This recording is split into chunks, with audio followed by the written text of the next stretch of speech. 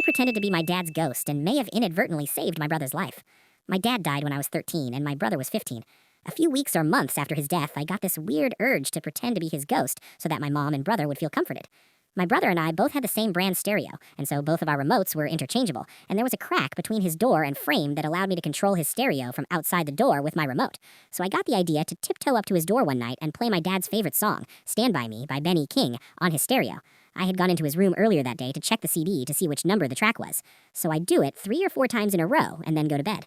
He doesn't mention anything the next day, and I pretty much forget about it until about 15 years later, when my brother and I start talking about depression and suicide one day. He confesses that he almost shot himself right after Dad died. I asked him what pulled him back, and he looks me dead in the face and says he had the gun in his hand when all of a sudden Stand By Me started playing. I sat there frozen. What's even more spooky is that he continues to tell me that the first time it played that night, he unplugged the stereo, and as the plug was in his hand, it played again and again. To this day, I haven't told him, and I won't ever tell him.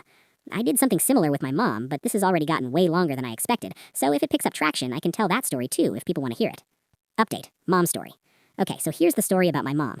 My dad was cremated, and his urn stayed on my mom's dresser. I snuck in 2 or 3 nights and moved the urn to her bedside table. What's super weird about this is something similar happened. Nothing came of it at the time, but years later she told me not only did the urn move, but that it was also glowing.